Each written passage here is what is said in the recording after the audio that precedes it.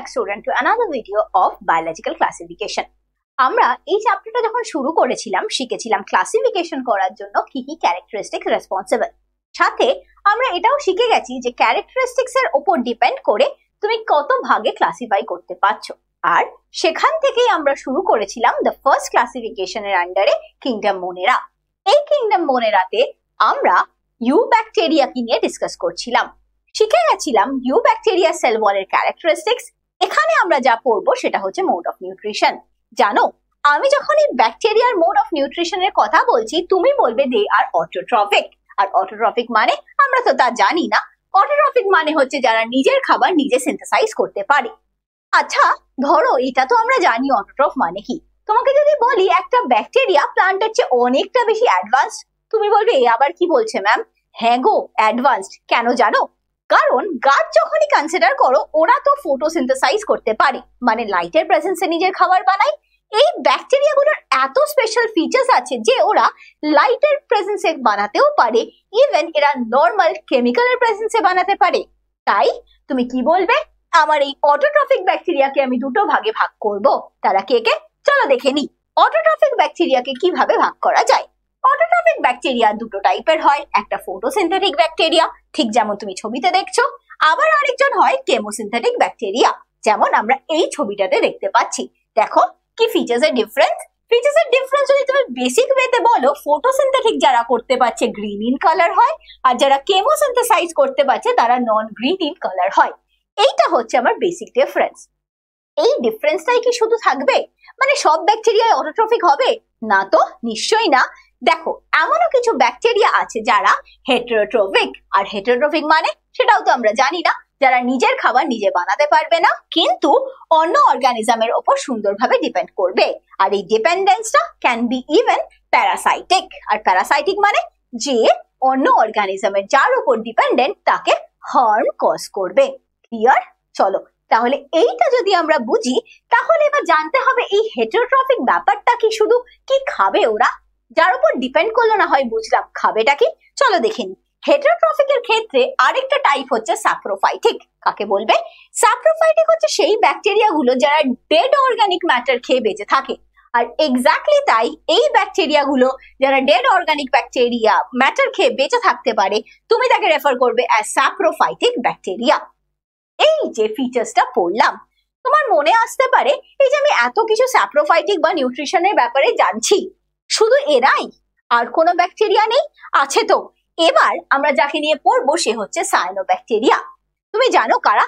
দেখো তো, সায়ানোব্যাকটেরিয়ার নাম হচ্ছে ব্লু গ্রিন অ্যালগি। মানে আচ্ছা একে আবার অ্যালগির সাথে ডিফারেন্সিয়েট করছি কেন, বা সিমিলারিটিস কোথায় অ্যালগির সাথে? শোনো, সায়ানোব্যাকটেরিয়া তোমাকে যখনই আমি বলছি এর মধ্যে একটা স্পেশাল ফিচার্স থাকে, দেখে নি কি? সায়ানোব্যাকটেরিয়ার যে স্পেশাল ফিচার্সটা আমি কথা বলছি সেটা হচ্ছে এর কাছে ক্লোরোফিল আছে, ঠিক যেমন একটা গ্রিন প্লান্টসে থাকতে পারে ক্লোরোফিল।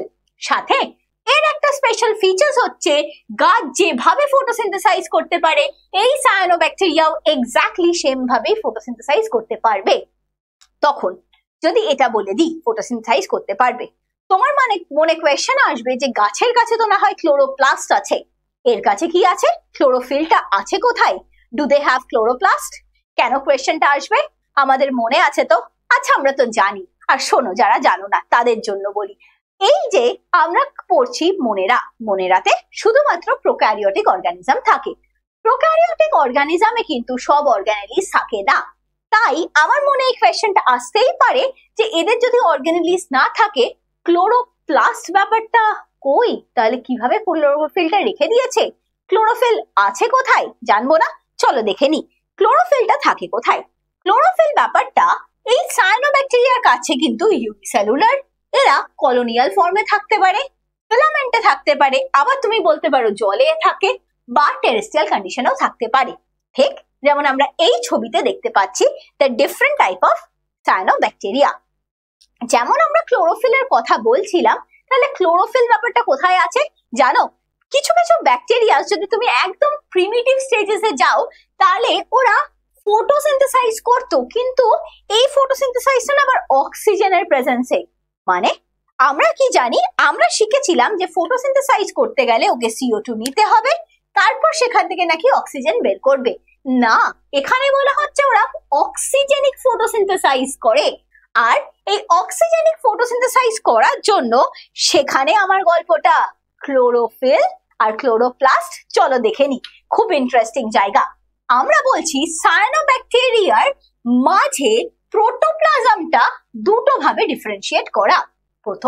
প্রথম পার্টের নাম বলবে তুমি একটা সেন্ট্রাল কালারলেস সেন্ট্রোপ্লাজম, সাথে আবার এই সেন্ট্রোপ্লাজমের মধ্যে আছে ক্রোমাটিন মেটেরিয়াল, বা যাকে তুমি বলতে পারো দ্য জেনেটিক মেটেরিয়াল। কিন্তু তোমাকে যদি আমি পেরিফেরির কথা জিজ্ঞেস করি, মানে সারাউন্ডিং, তুমি বলবে এই সারাউন্ডিং এ পিগমেন্টেড ক্রোমোপ্লাজম আছে।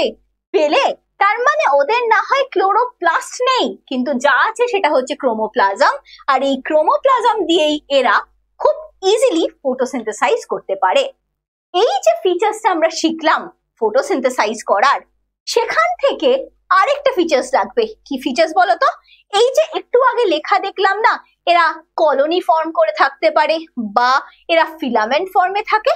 শোনো, এই যে কলোনির কথা বলছি বা ফিলামেন্টের কথা বলছি, এরা না একটা জিলেটিনিয়াস শীট দিয়ে কভার থাকে। কিরম দেখতে তোমাকে যদি জিজ্ঞেস করা হয়, বা জিলেটিনিয়াস শীট বলতে তুমি ফার্স্ট কি ভাবলে? মানে এমন একটা কিছু যেটা একদম স্লিপারি বা স্লাইমি। কেমন দেখবে? চলো তাহলে দেখে নিই আমরা ছবিটা। আচ্ছা, জিলেটিনাস শীট হচ্ছে এই যে আমরা ব্যাকটেরিয়াটা দেখছি, এর বাইরের এই কভারিংটা যেটা তোমার ফ্লুরোসেন্সের বাইরে এইভাবে রয়েছে, সেটা হচ্ছে জিলেটিনাস শীট। জিলেটিনাস শীট যদি কোনো ব্যাকটেরিয়াতে থাকে, such bacteria referred to as slimy bacteria। ঠিক আছে, দেখো শুধু কি তাই না গো, আরো কিছু আছে। যেমন এরা ওয়াটারে ব্লুম কজ করে। কোন ওয়াটার? আমাদের খাওয়ার জলে না, কিন্তু শুধুমাত্র in case of polluted water. কিন্তু তুমি জিজ্ঞেস করবে এই ব্লুম মানে কি? আমি বলবো ব্লুম মানে হচ্ছে এই ছবিটা আমরা দেখেছি না, প্রচুর নোংরা এরকম পুকুর বা ডোবা পড়ে থাকে, যার উপর এরকম গ্রিন লেয়ার অফ ভেলভেট পড়ে আছে। সেই ভেলভেটের লেয়ারের নাম ব্লুম। আর ব্লুমটা হয় কেন? বিকজ এদের কাছে ব্যাকটেরিয়া গুলো কলোনি ফর্মেশন করে প্রচুর নোংরা area, and that is a region. তুমি একে বলছো এটা পলিউটেড ওয়াটার। ঠিক আছে, এই যে আমরা পলিউটেড ওয়াটারটা শিখলাম, শুধু এখানে শেষ? না না, একদম না। এর সাথে একটা স্পেশাল ফিচার্স কি জানো? চলো একটুখানি দেখি।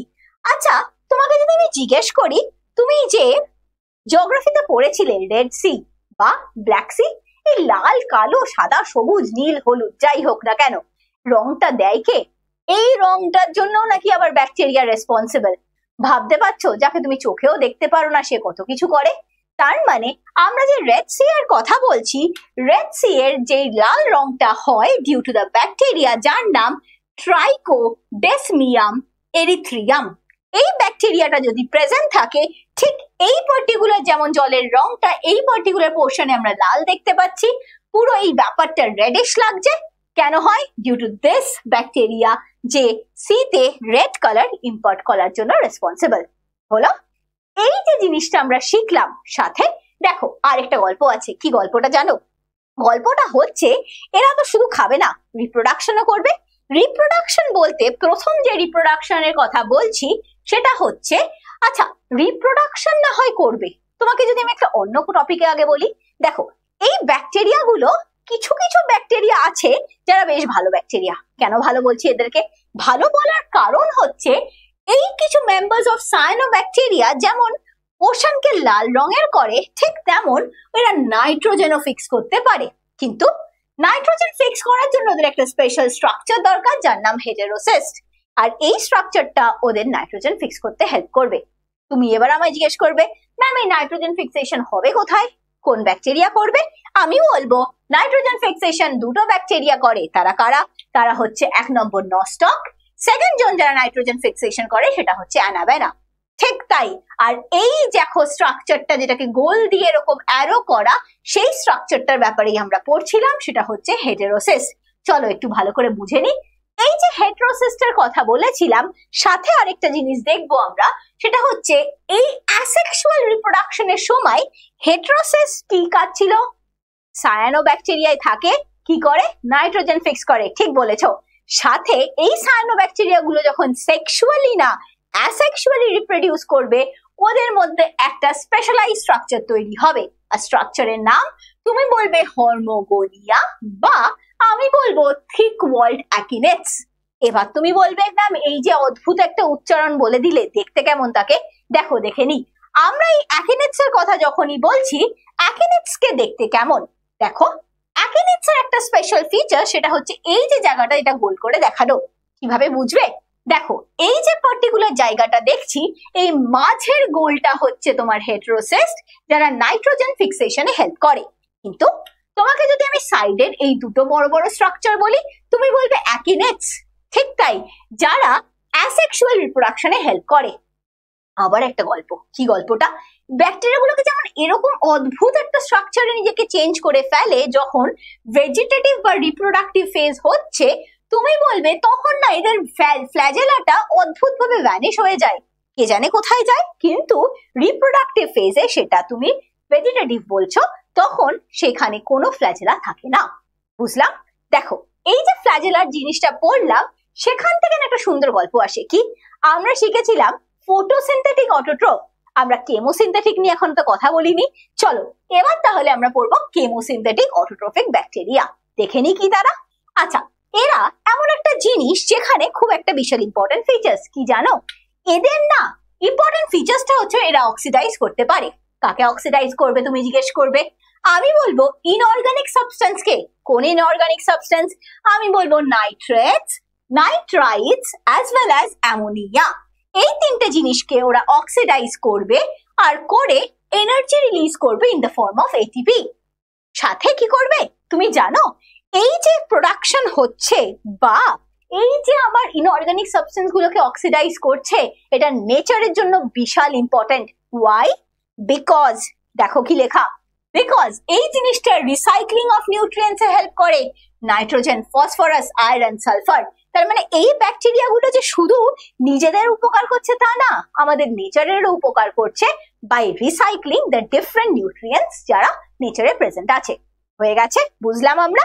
আচ্ছা, এটা যদি বুঝি, দেখো কারা করবে, মেনলি যারা এই কাজটা করে থাকে তাদেরকে আমরা রেফার করি অ্যাজ লেগিউমস। লেগিউমস মানে হচ্ছে কিছু গাছ যাদের রুট নডিউলস এই স্পেশাল ব্যাকটেরিয়া গুলো বসে আছে, যারা অ্যাটমসফিয়ার থেকে নাইট্রোজেনটা নেবে, নিয়ে সেটাকে অ্যামোনিয়াতে কনভার্ট করে দেবে, আর গাছ সেই অ্যামোনিয়াকে ইউজ করে আবার অর্গানিক ম্যাটার হিসাবে সয়েলে ফিরিয়ে দেবে, যেটা আবার ফার্দার রিসাইকেল ব্যাক হবে। বুঝে গেছি তো আমরা, ইজি না বলো ব্যাপারটা, একটুখানি ভালো করে মন দিয়ে দেখলেই অফকোর্স ইজি। তাহলে এই যে আমরা জিনিসটা শিখলাম, এর সাথে আরো কিছু শিখবো। হ্যাঁ শিখবো তো। দেখো প্রচুর হেটেরোট্রফিক ব্যাকটেরিয়া আছে যারা কাজ করে অ্যাজ স্যাপ্রোফাইটস বা তুমি বলবে অ্যাজ ডিকম্পোজার্স। আমরা তো স্যাপ্রোফাইটস মানে জানি যারা ডেড ডিকেইং অর্গানিজম খায়, আর ডিকম্পোজার্স মানে যারা অর্গানিক কম্পাউন্ডকে ব্রেকডাউনে হেল্প করে। ঠিক তাই, এই যে আমরা কথাটা বলছি তার মধ্যে খুব ভালো এক্সাম্পলস আমরা এখানে দেখতে পাচ্ছি।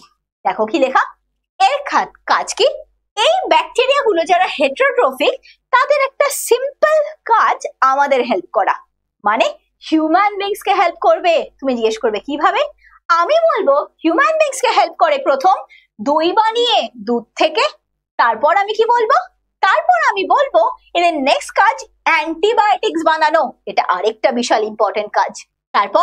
তারপরের কাজ হচ্ছে আমি বলবো যে নাইট্রোজেন ফিক্স করে কোথায়, তুমি বলবে ইন লেগুমিনাস প্লান্ট।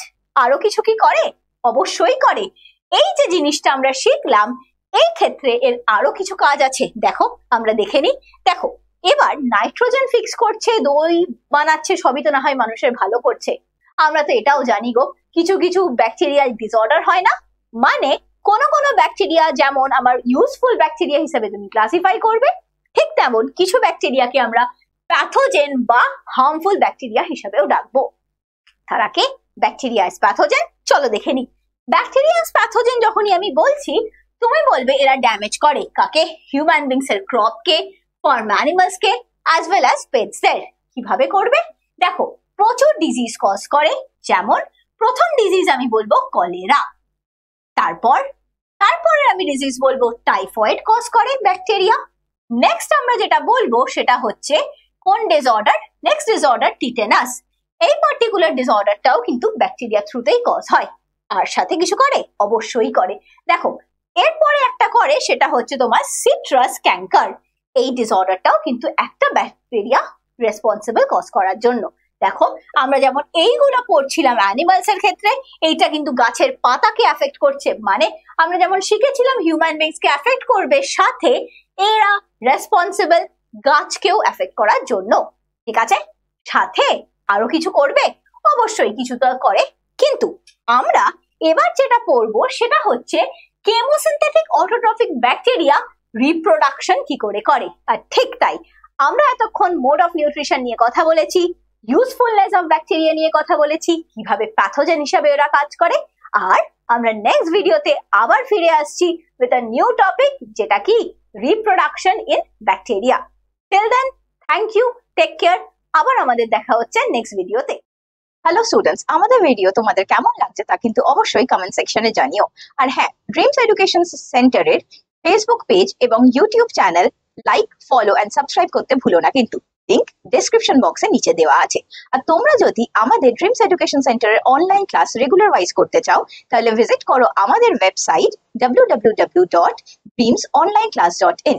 সেখানে তোমরা ক্লাস 11-12 এর বোর্ডস এর কোর্স করতে পারো, সাথে জেই, নিট সব রকম কোর্সই অ্যাভেলেবেল আছে। তার সাথে তোমরা আরেকটা জিনিস করতে পারো, গুগল প্লে স্টোর বা অ্যাপল অ্যাপ স্টোর থেকে অ্যাপস ডাউনলোড করে ইজিলি রেজিস্টার করে নিতে পারো। তাহলে আমাদের আবার নেক্সট একটা ভিডিওতে দেখা হচ্ছে। Till then, thank you, take care.